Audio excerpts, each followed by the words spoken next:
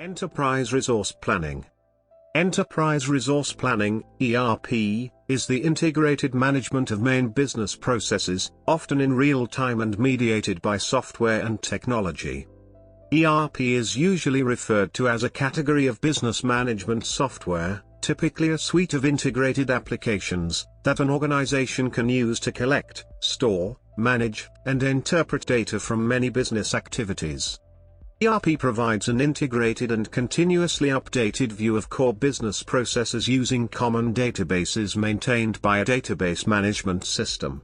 ERP systems track business resources, cash, raw materials, production capacity, and the status of business commitments, orders, purchase orders, and payroll. The applications that make up the system share data across various departments: manufacturing, purchasing, sales, accounting, etc., that provide the data.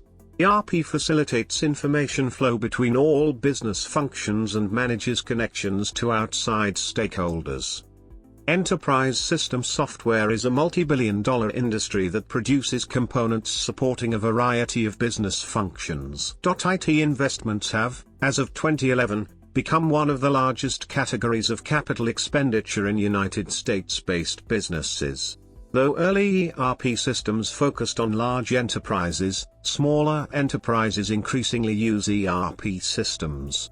The ERP system integrates varied organizational systems and facilitates error-free transactions and production, thereby enhancing the organization's efficiency. However, developing an ERP system differs from traditional system development. ERP systems run on a variety of computer hardware and network configurations, typically using a database as an information repository. Origin. The Gartner Group first used the acronym ERP in the 1990s to include the capabilities of Material Requirements Planning, MRP, and the later Manufacturing Resource Planning, MRP2, as well as Computer Integrated Manufacturing. Without replacing these terms, ERP came to represent a larger whole that reflected the evolution of application integration beyond manufacturing. Not all ERP packages are developed from a manufacturing core. ERP vendors variously began assembling their packages with finance and accounting, maintenance, and human resource components. By the mid-1990s, ERP systems addressed all core enterprise functions. Governments and non-profit organizations also began to use ERP systems. Expansion. ERP systems experienced rapid growth in the 1990s. Because of the year 2000 problem, many companies took the opportunity to replace their old systems with ERP. ERP systems initially focused on automating back-office functions that did not directly affect customers and the public. Front-office functions, such as customer relationship management, CRM, dealt directly with customers, or e-business systems such as e-commerce, e-government, e-telecom, and e-finance, or supplier relationship management, SRM, became integrated later, when the Internet simplified communicating with external parties. ERP2 was coined in 2000 in an article by Gartner Publications entitled "ERP is Dead, Long Live ERP2." It describes web-based software that provides real-time access to ERP systems to employees and partners, such as suppliers and customers. The ERP2 role expands traditional ERP resource optimization and transaction processing. Rather than just manage buying, selling, etc. ERP2 leverages information in the resources under its management to help the enterprise collaborate with other enterprises. ERP2 is more flexible than the first-generation ERP. Rather than confine ERP system capabilities within the organization, it goes beyond the corporate walls to interact with other systems. Enterprise Application Suite is an alternate name for such systems. ERP2 systems are typically used to enable collaborative initiatives such as supply chain management, SCM, customer relationship management, CRM, and business intelligence, BI, among business partner organizations through the use of various e-business technologies. Developers now make more effort to integrate mobile devices with the ERP system. ERP vendors are extending ERP to these devices, along with other business applications. Technical stakes of modern ERP concern integration, hardware, applications, networking, supply chains. ERP now covers more functions and roles, including decision-making, stakeholders' relationships, standardization, transparency, globalization, etc. Characteristics. ERP systems typically include the following characteristics. Functional areas. An ERP system covers the following common functional areas. In many ERP systems, these are called and grouped together as ERP modules. GRP. Government Resource Planning, GRP, is the equivalent of an ERP for the public sector and an integrated office automation system for government bodies. The software structure, modularization, core algorithms and main interfaces do not differ from other ERPs, and ERP software suppliers manage to adapt their systems to government agencies. Both system implementations, in private and public organizations, are adopted to improve productivity and overall business performance in organizations, but comparisons, private versus public, of implementations shows that the main factors influencing ERP implementation success in the public sector are cultural. Best practices. Most ERP systems incorporate best practices. This means the software reflects the vendor's interpretation of the most effective way to perform each business process. Systems vary in how conveniently the customer can modify these practices.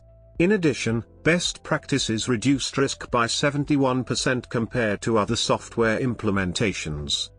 Use of best practices eases compliance with requirements such as IFRS, Sarbanes-Oxley, or Basel II. They can also help comply with de facto industry standards, such as electronic funds transfer.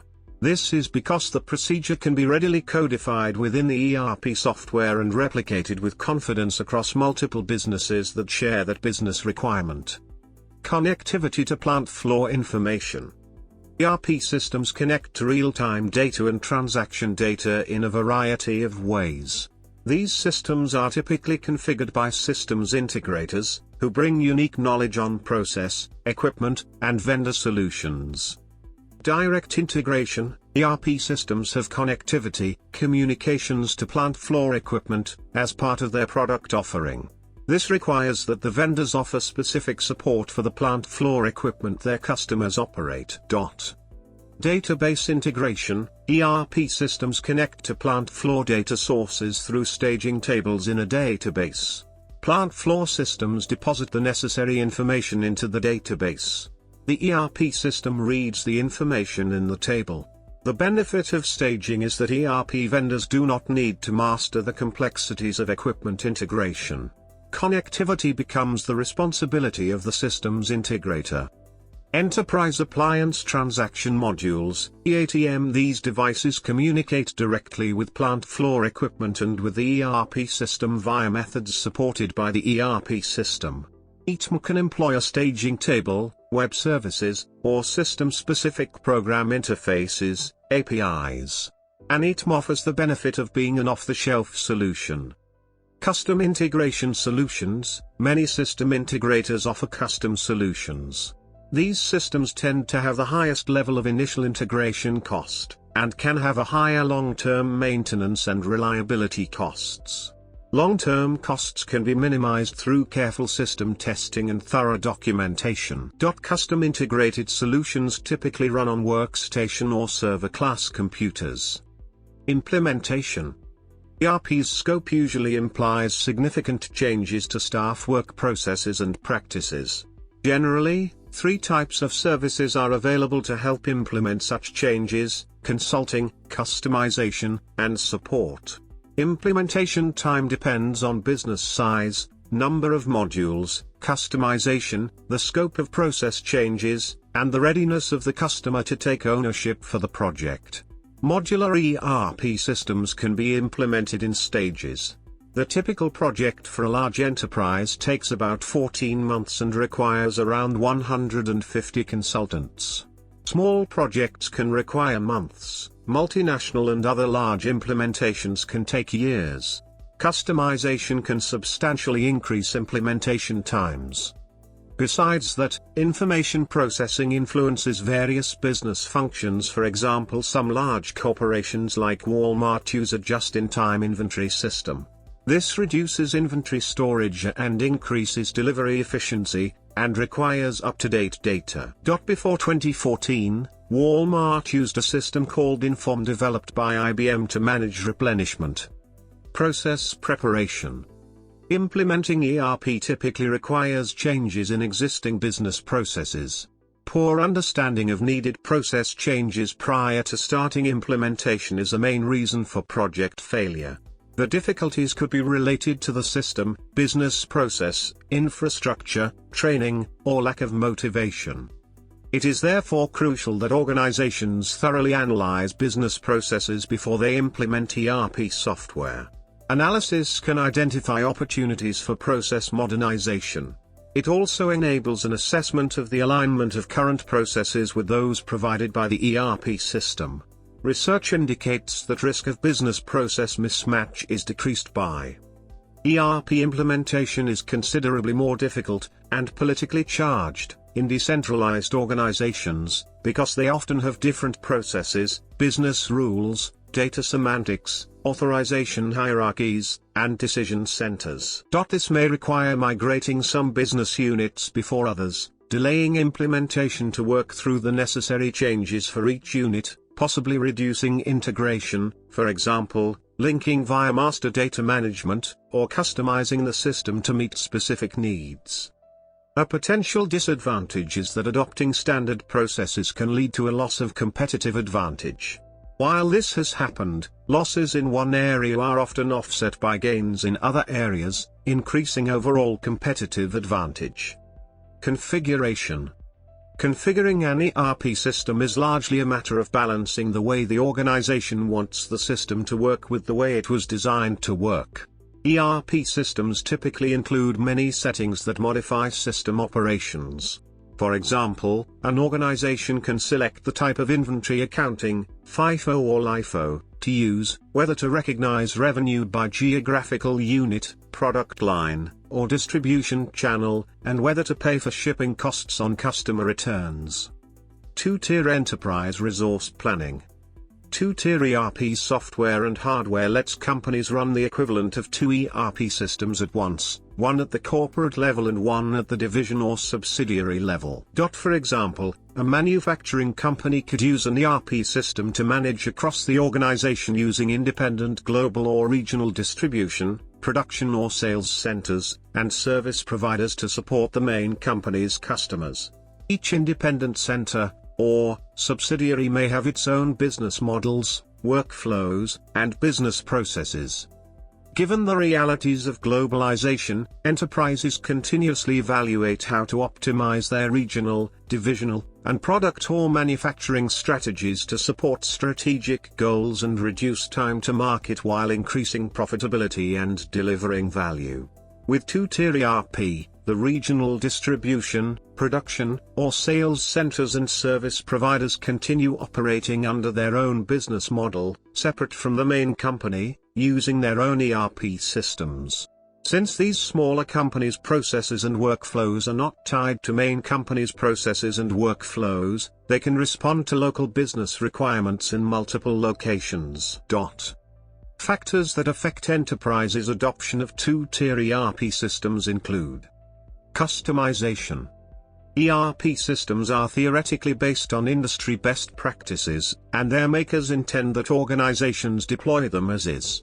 ERP vendors do offer customers configuration options that let organizations incorporate their own business rules, but gaps in features often remain even after configuration is complete.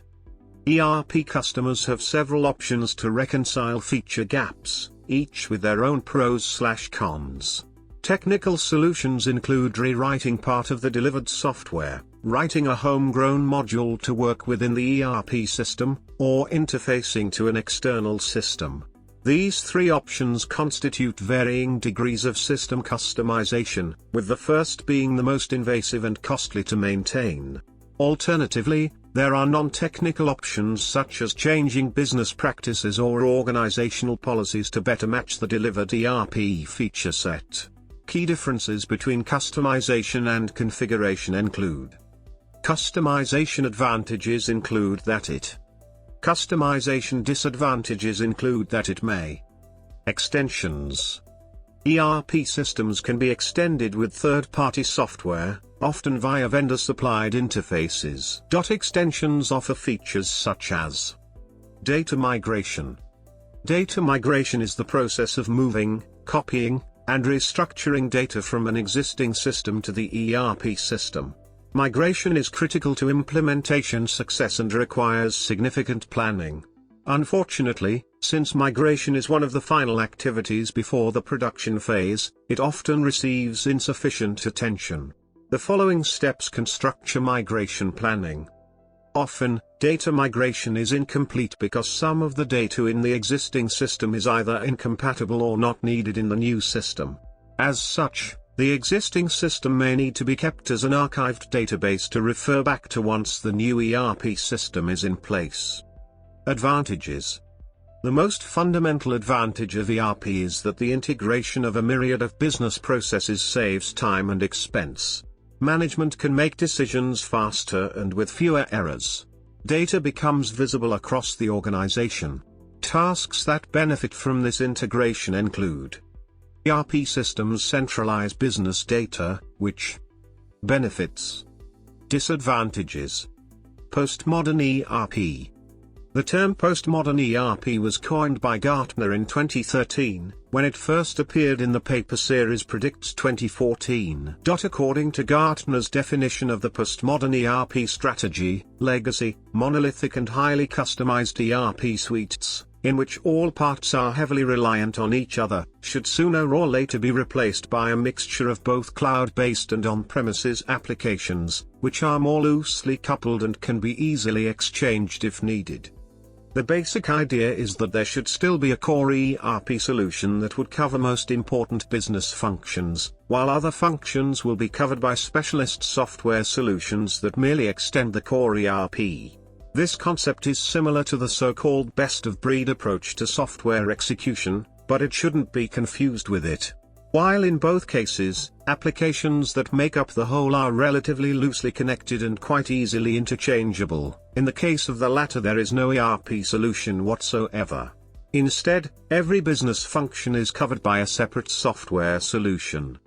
There is, however, no golden rule as to what business functions should be part of the core ERP, and what should be covered by supplementary solutions. According to Gartner, every company must define their own postmodern ERP strategy, based on company's internal and external needs, operations and processes. For example, a company may define that the core ERP solution should cover those business processes that must stay behind the firewall, and therefore, choose to leave their core ERP on premises.